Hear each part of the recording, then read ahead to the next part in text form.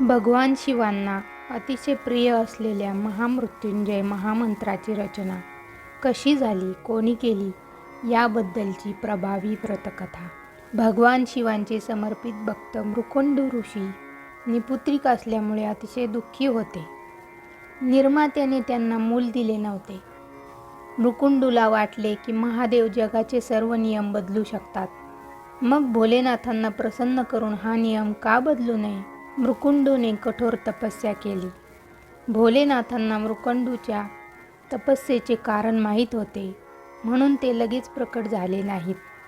परंतु भोलेनाथ एका भक्ताच्या भक्तीपुढे नतमस्तक झाले. महादेव प्रसन्न झाले आणि त्यांनी ऋषींना सांगितले की मी नियम बदलून तुला पुत्राचे वरदान देत आहे, परंतु या वरदानाने सुखासोबत दुःखही येईल. भोलेनाथांच्या वरदानाने मृकुंडूला मार्कंडेय नावाचा मुलगा झाला.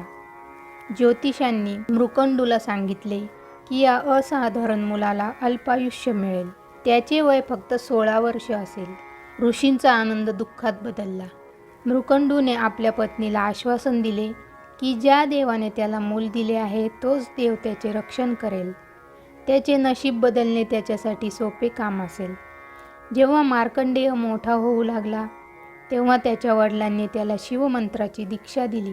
मार्कंडेयांची आई मुलाच्या वाढत्या वयाची काळजी करत होती.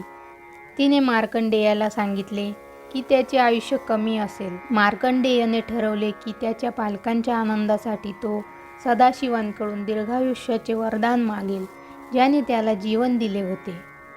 16 वर्ष पूर्ण होणार होती. मार्कंडेयने भगवान शिवाची पूजा करण्यासाठी महामृत्युंजय मंत्र रचला आणि शिवमंदिरात बसून तो सतत जपू लागला. ओम त्र्यंबकम यजामहे सुगंधिम पुष्टिवर्धनम उर्वारुकमिव बंधनात मृत्योर्मुक्षी यमामृतात. वेळ संपल्यानंतर यमराजाचे दूत त्याला घेऊन जाण्यासाठी आले. यमराजाच्या दूतांनी पाहिले की तो मुलगा महादेवाची पूजा करत आहे. तेव्हा ते काही वेळ वाट पाहत होते. मार्कंडेयने सतत जप करण्याची प्रतिज्ञा केली होती. यमराजाच्या दूतांनी मार्कंडेयला स्पर्श करण्याचे धाडस केले नाही आणि ते परतले. त्यांनी यमराजाला सांगितले की ते त्या मुलापर्यंत पोहोचण्याचे धाडस करू शकत नाहीत. यावर यमराज म्हणाले की मी स्वतः मृकुंडूच्या मुलाला घेऊन येईन. यमराज मार्कंडेयला घेण्यासाठी पोहोचले. जेव्हा मार्कंडेयने यमराजाला पाहिले तेव्हा त्याने महामृत्युंजय मंत्राचा मोठ्याने जप करताना शिवलिंगाला मिठी मारली. यमराजाने त्या मुलाला शिवलिंगापासून दूर खेचण्याचा प्रयत्न केला, पण मंदिर मोठ्या गर्जनेने थरथरू लागले. एका तेजस्वी प्रकाशाने यमराजाचे डोळे दिपले.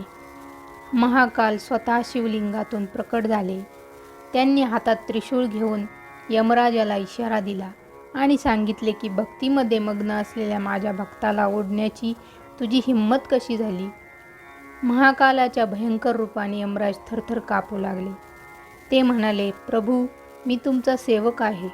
तुम्ही मला जीवांचे प्राण घेण्याचे क्रूर काम सोपवले आहे. भगवान चंद्रशेखर यांचा क्रोध थोडा शांत झाल्यावर भोलेनाथ म्हणाले, मी माझ्या भक्ताच्या स्तुतीने प्रसन्न झालो आहे आणि मी त्याला दीर्घायुष्याचा आशीर्वाद दिला आहे. तू त्याला घेऊन जाऊ शकत नाही. यमराज म्हणाले, प्रभो, तुमचा आदेश सर्वोच्च आहे. जो कोणी तुमचा भक्त मार्कंडेयांनी रचलेल्या महामृत्युंजयाचे पठण करेल त्याला मी इजा करणार नाही. महाकालाच्या कृपेने मार्कंडेय ऋषी दीर्घायुषी झाले. त्यांनी रचलेला महामृत्युंजय मंत्र मृत्यूलाही हरवतो. हे एक शक्तिशाली मंत्र आहे जो भगवान शंकराला समर्पित आहे.